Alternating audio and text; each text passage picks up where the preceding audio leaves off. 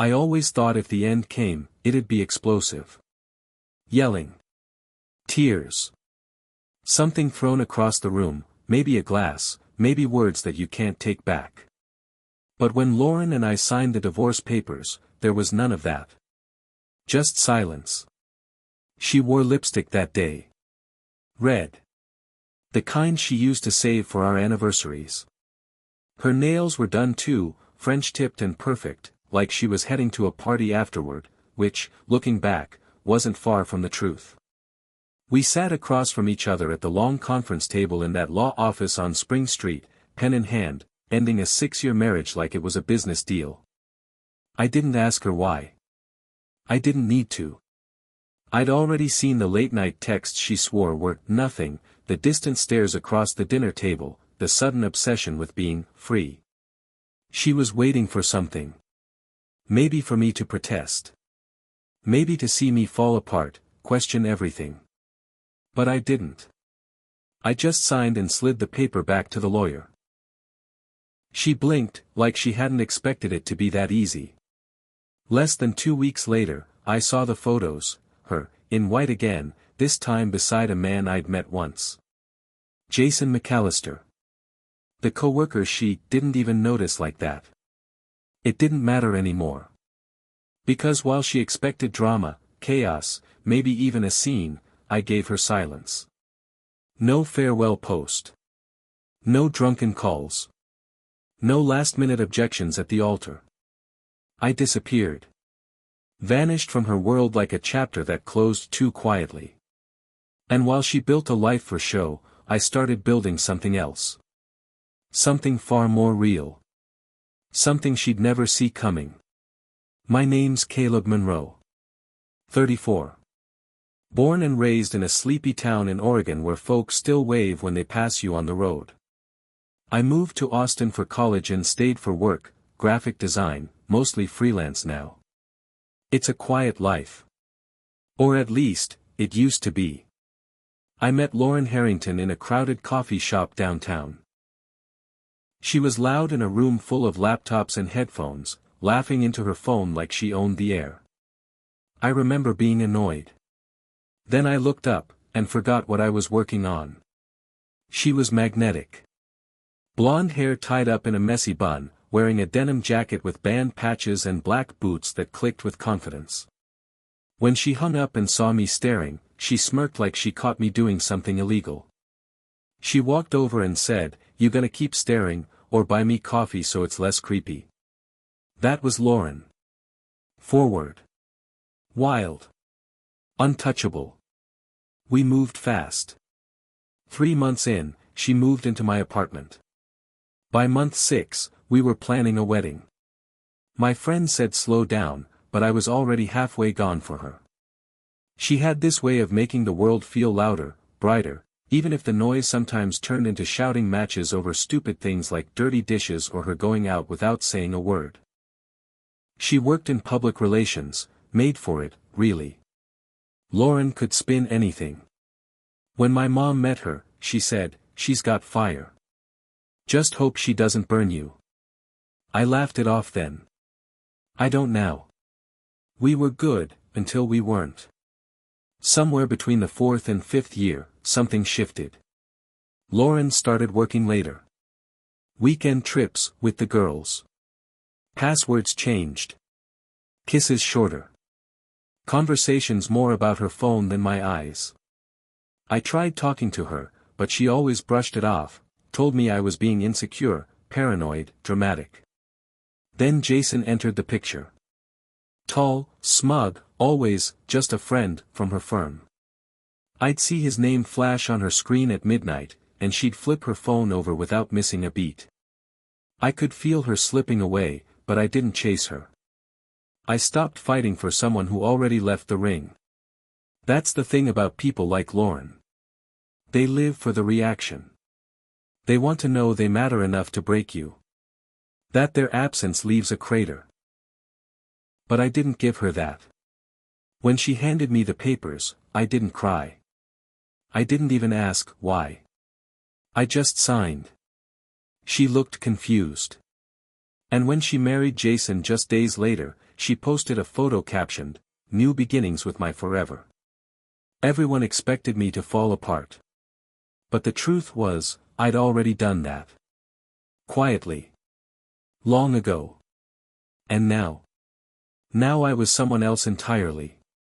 It was a Tuesday when I saw the wedding photos. I wasn't looking for them. I'd unfollowed her the moment our divorce finalized, deleted our photos, erased our chat history, even changed the coffee shop I went to so I wouldn't accidentally see her. But social media has a cruel way of pushing old ghosts right back into your face. My buddy Drew sent the link. No warning. Just, "You seeing this?" I clicked. There she was. Lauren. In a lace dress that looked like it cost more than my car, standing barefoot on a flower-strewn aisle in some vineyard outside Austin. Jason stood beside her, smiling like he just won a game he didn't even play fair. The caption read, "Nothing is more beautiful than honesty. Thank you for loving me the way I deserve, Jason. I finally feel free." Honesty? The woman who swore for months Jason was just a friend now called him her truth. The same woman who said she needed space and time to find herself had somehow arranged a wedding in under 2 weeks. I should have been angry. I should have felt betrayed, gutted, shattered. And for a flicker of a second, I did. But something else settled in deeper. Clarity. She didn't get married out of love. Not really. She got married to make a point. To prove that I was disposable. To force a reaction. One last attempt to pull me back into her orbit so she could watch me spin. But here's the thing about disappearing, you start to see people for who they really are when you're no longer in their story. I stared at that photo, heart still, expression blank, and realized. She expected a message. A confrontation. Maybe even for me to show up at the wedding drunk or bitter or loud. But instead, I opened a new browser tab and booked a one-way ticket to Montana. No goodbyes. No cryptic texts. No second chances. If she wanted a show, she'd have to perform it without an audience. And that decision, that silence, was the first move I made in finally reclaiming my story. I landed in Bozeman in late spring. The air was cooler, cleaner, like a fresh page. I rented a small cabin near Flathead Lake, surrounded by pine trees and silence thick enough to drown in. No Wi-Fi. No city noise. Just the occasional moose and the sound of my own thoughts. Most people assumed I ran away. That's what Lauren likely told her friends. Caleb couldn't handle it, so he vanished. But the truth? I didn't run. I reclaimed. You learn things in solitude. Like how much noise a memory can make when there's nothing left to distract you. At night, I'd sit on the porch, nursing a bottle of whiskey and rewatching every conversation with her, replaying the small betrayals. The sighs. The eye rolls. The dismissive, "You're too sensitive." The way she used affection like a reward, never a constant. Lauren didn't love me. Not in the way love is supposed to feel. She loved being wanted. She loved being chased. I stopped chasing. And that's when I realized, silence was the only language she never learned to understand. I didn't block her number. I didn't need to. She didn't reach out. Not for weeks. She was busy, I assumed, setting up her perfect post-Caleb life. Instagram stories of sunset dinners with Jason, selfies with captions like, "He gets me," pretending everything was as she always dreamed. But about a month in, I got the first message. "Lauren, hey. Just wondering how you're doing." No punctuation. Just casual, like she was checking the weather. I stared at the screen for a long minute. Then turned it off and went for a walk. She messaged again 3 days later. "Lauren, you really left, huh?" Still, I didn't respond. It wasn't about being cold. It wasn't revenge. It was preservation. I had finally started to feel clean. Like her residue, the emotional gaslighting, the guilt, the performative affection, was beginning to wash off. But silence, to someone like Lauren, is louder than any insult. 2 weeks later, Drew called. "She's asking about you." I laughed. "Why?" "She says it's weird you're not bitter. That you're just, gone. Like you never cared." That was always her weakness, she needed proof she mattered.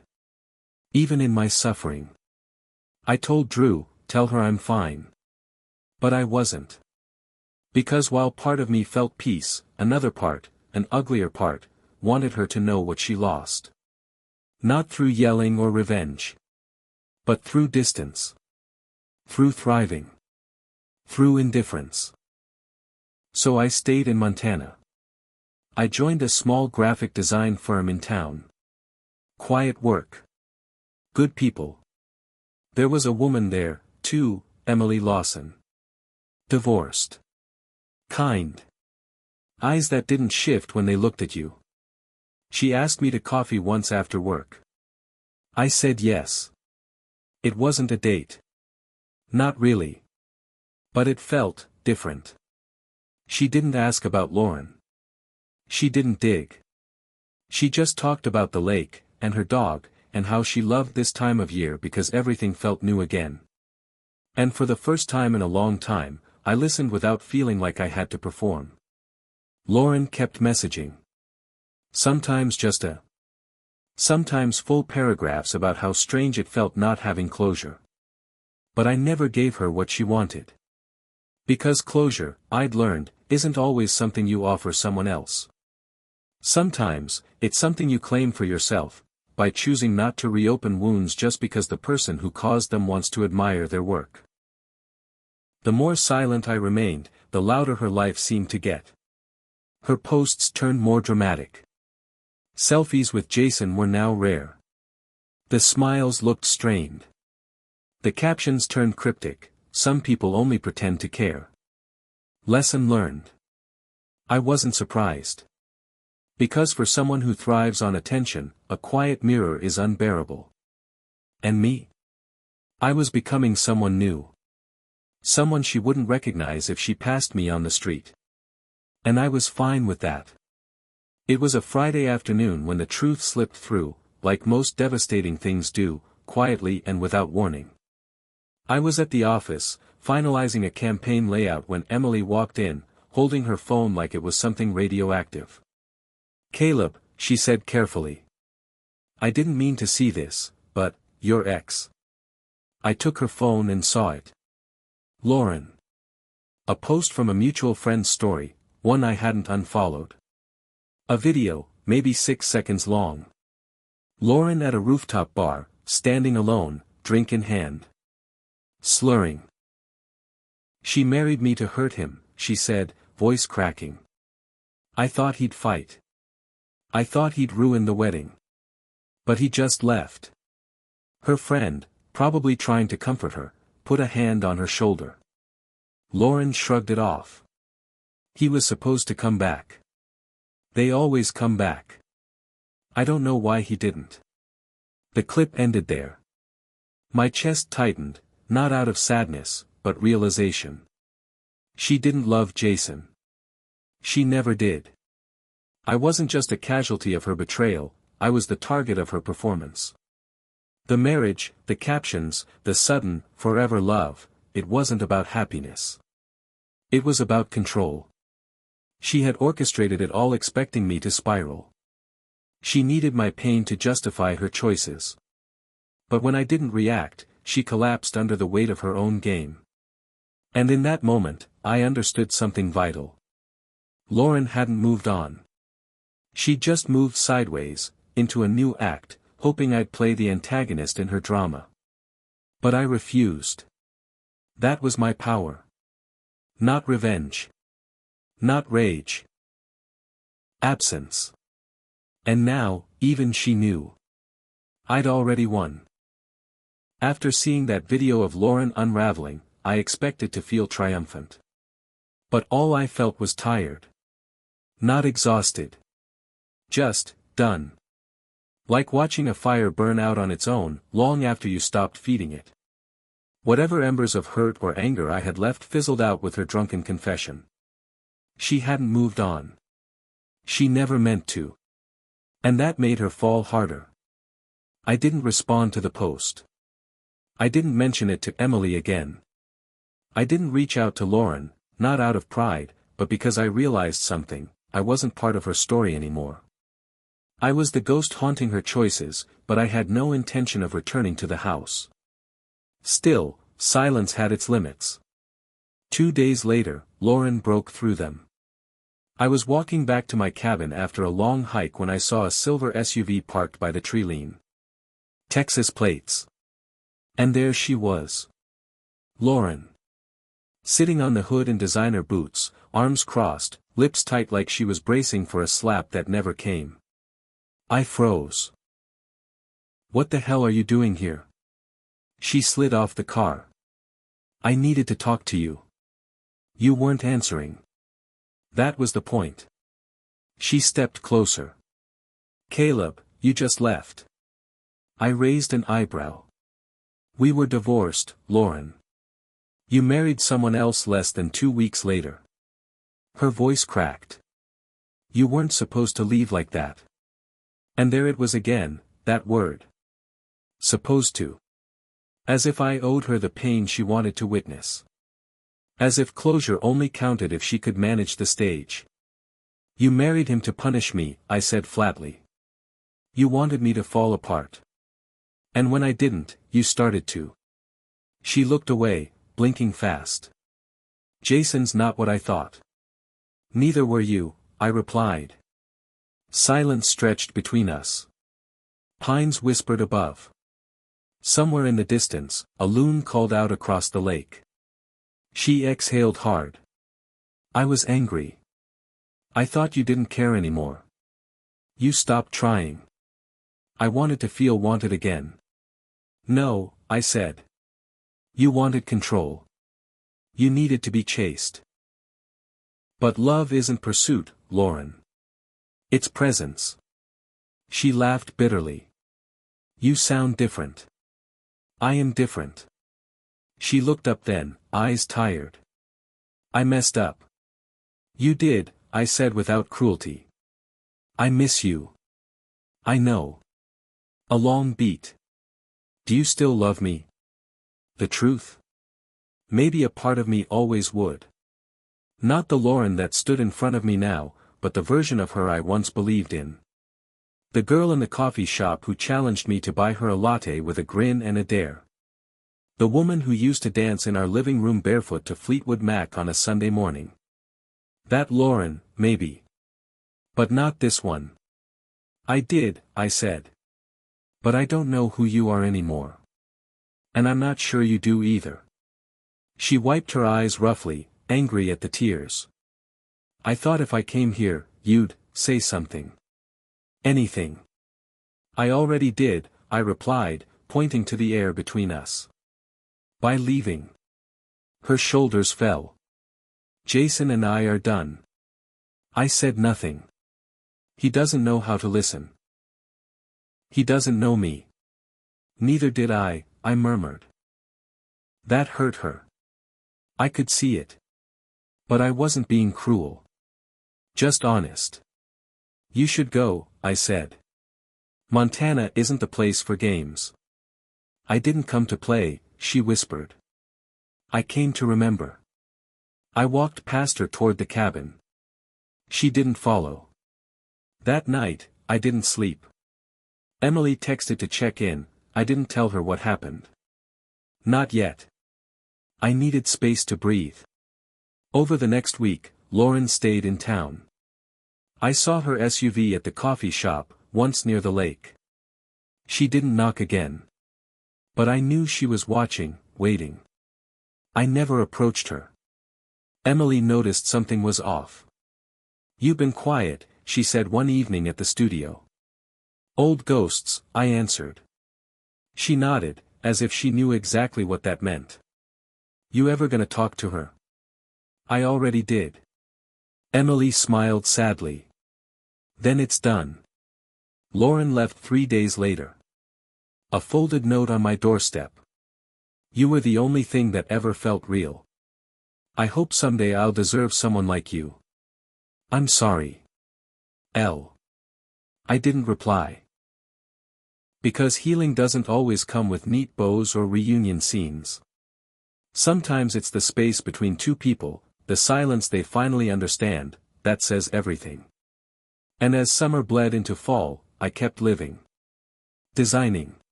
Hiking.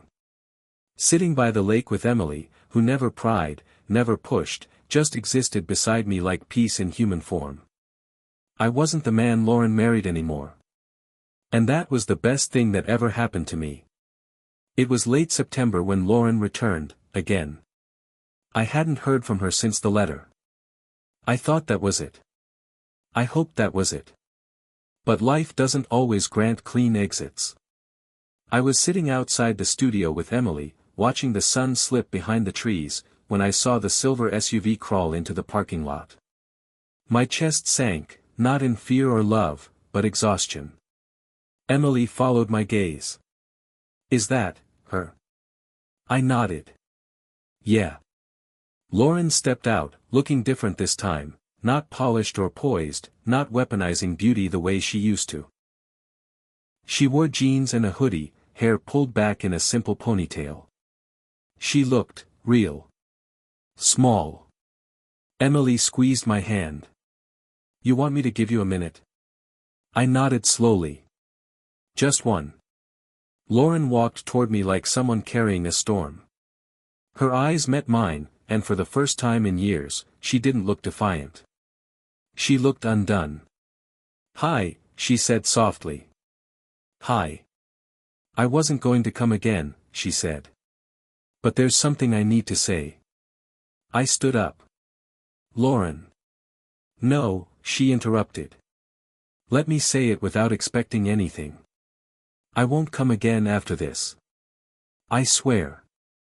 I crossed my arms. All right. She looked at the ground, then back up. I was broken before I ever met you. That's not your fault. You tried to love someone who didn't even know what love without control looked like. And I hated how stable you were. I hated how calm you were when I was storming. Because deep down, I knew you wouldn't chase forever. I knew you'd eventually stop. I did, I said. She nodded, eyes welling. And I kept running anyway. I thought if I moved faster, louder, shinier, you'd follow. That your silence would break first. But it didn't.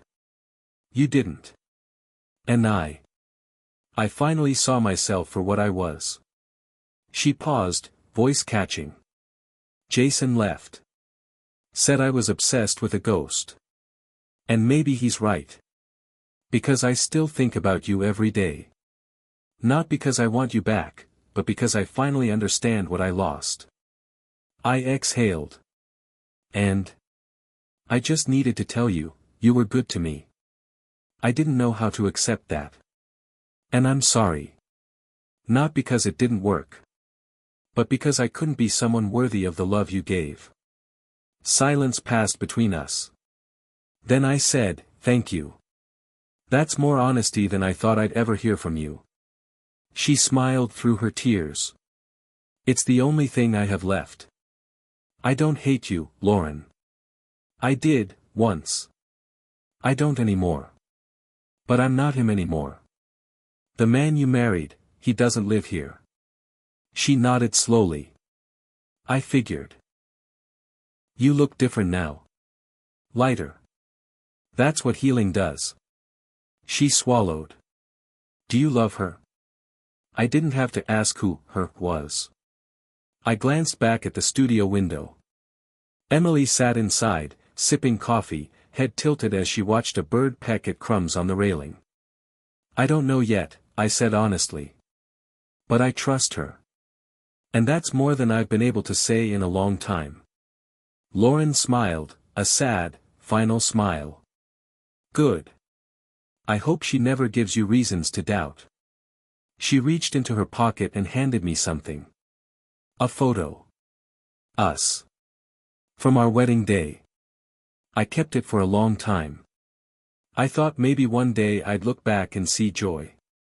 But all I see now is fear in your eyes. You knew even then. I looked at the photo. I remembered that moment, when I felt her fingers tighten in mine like she was holding me, not out of love, but possession. I did, I said quietly.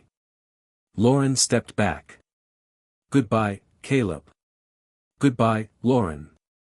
She turned, walked to the car, and drove away. No parting kiss. No desperate hug. No script. Just silence, the only honest thing we ever shared. I stood there for a moment longer, then walked back inside. Emily looked up. You okay? I nodded. Yeah. Actually, yeah, I am. She smiled. You ready to go home? Yeah, I said. I think I finally am. Some stories don't end with fireworks. Some end with a long, deep breath you didn't realize you were holding. That's how it felt the day Lauren drove away for the last time. She didn't scream, didn't beg, didn't blame. And maybe that was the most human thing she ever gave me, an unguarded moment. For once, she wasn't trying to win. She just let go. And so did I. That night, I walked down to the lake behind my cabin. The sky stretched out in quiet indigo, and the surface of the water mirrored the stars so clearly it felt like standing between two skies. I took the photo she gave me and stared at it for the last time. We looked beautiful. But I remembered how tight my jaw had been. How hollow my smile felt. How even in that moment, surrounded by family and flowers and celebration, I had a gut-deep sense that I was walking into something built on conditions. I tossed the photo into the lake. Watched it float for a moment. Then sink. The grief didn't hit like a punch, it came soft.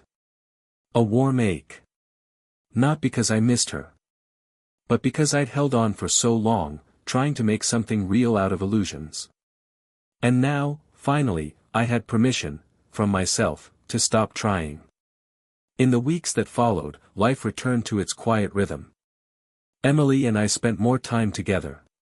Not rushing. No labels.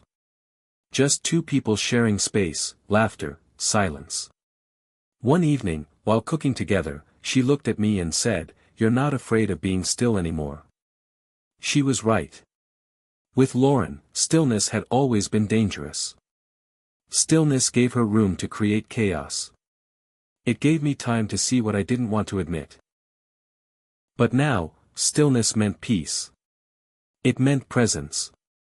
It meant nothing had to be fixed, proved, or fought. Sometimes I wonder what Lauren's doing now. Whether she's back in Texas, searching for new stages, or maybe learning to sit quietly with herself. I don't hate her. In some strange way, I'm even grateful.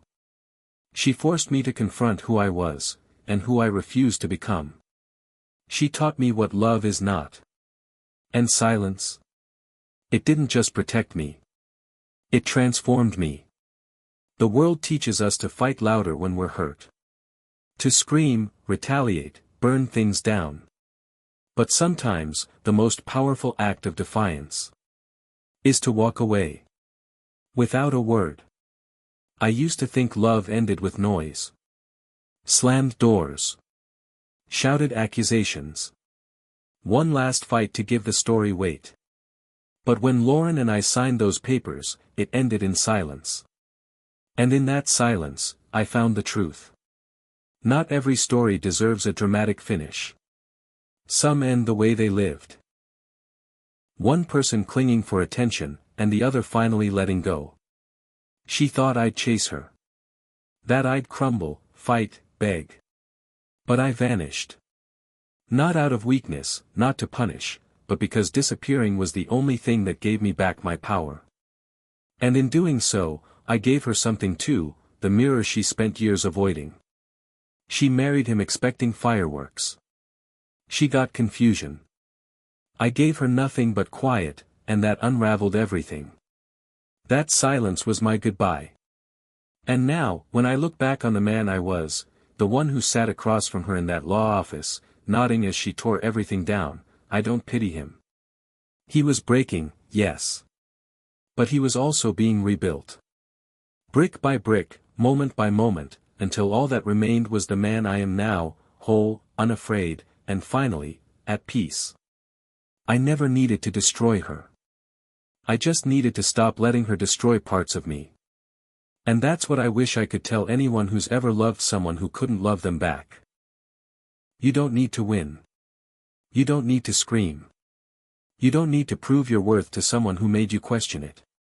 Sometimes, the most powerful thing you can do is exactly what they never expected. Disappear. Without a word. And never look back.